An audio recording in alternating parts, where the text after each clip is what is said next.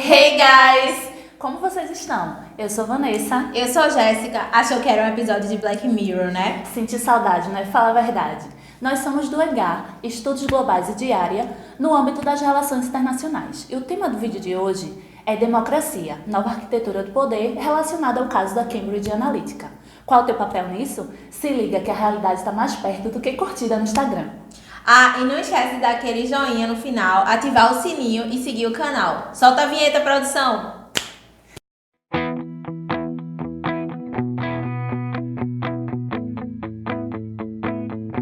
Então, gente, o tema é democracia.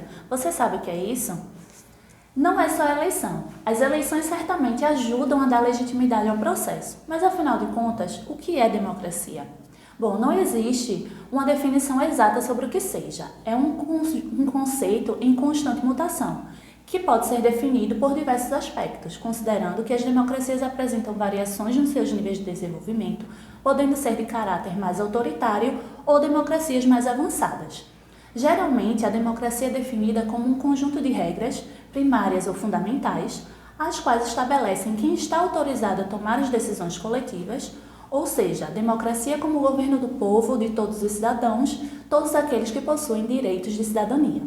Então, dessa forma, a democracia pode ser entendida como um regime de governo onde o povo é quem deve tomar as decisões políticas e de poder. No sistema democrático, as pessoas de um país podem participar da vida política e esta participação pode ocorrer através de eleições, plebiscitos e referendos. Está também muito ligada ao pensamento da sociedade. Quanto mais desenvolvida, mais elevado é o nível de democracia.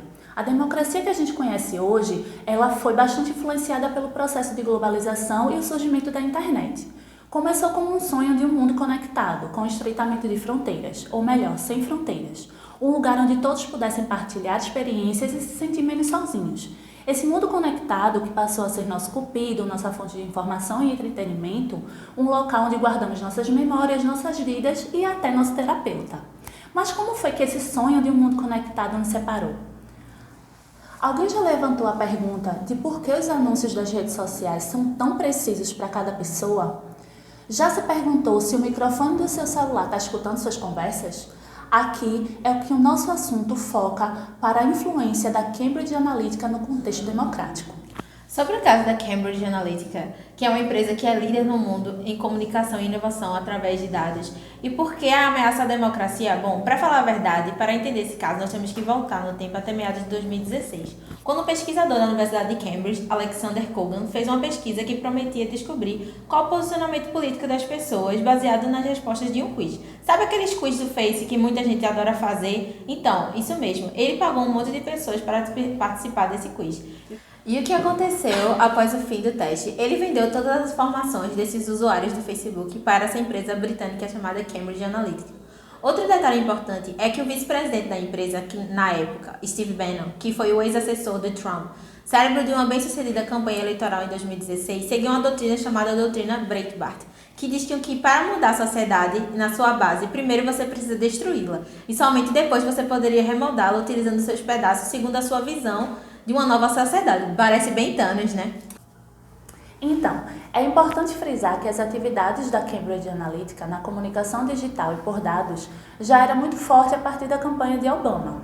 Depois disso, o babado ficou muito mais sério, porque eles começaram a usar essas informações desses usuários e as informações da lista de amigos desses usuários do Facebook para criar um perfil do eleitorado. Vale ressaltar também que essa empresa foi contratada pelo responsável da candidatura de Donald Trump e também pelos políticos que queriam o Brexit. Ou seja, ambas as maiores votações do ano de 2016 foram afetadas, ou melhor, influenciadas pelo processo. Deixa eu te explicar melhor. Acredito que até então todos já ouviram falar das famosas fake news, que basicamente significam que notícias falsas são divulgadas em prol de um determinado objetivo. Bom, a verdade é que esse método foi usado tanto nas eleições americanas quanto no referendo do Reino Unido, fazendo com que as pessoas que estavam ainda indecisas sobre em quem votar fossem não só direcionadas a um tipo de informação, mas também conduzidas a uma determinada escolha, uma forma de conduzir as campanhas e os resultados. O cidadão era visto como não apenas um eleitor comum, mas como uma personalidade. E isso criava um perfil de um eleitor, mexendo com o psicológico de toda uma nação e tornando o pior cenário para a democracia. Então, galera, após todo esse caso, houve uma confusão, tanto nos Estados Unidos quanto no Reino Unido, por volta de 2018, porque um dos funcionários denunciou o que estava acontecendo e que sim, a Cambridge Analytica, segundo o Deutsche Welle, teve acesso a cerca de 87 milhões de pessoas. Então, vocês podem ter noção do impacto da empresa. Apesar que, segundo a multinacional, as práticas dela não eram contra a lei, por causa da pressão e da utilização de fake news, daí por diante em outras eleições espalhadas pelo mundo. A empresa fechou as portas no dia 2 de março de 2018.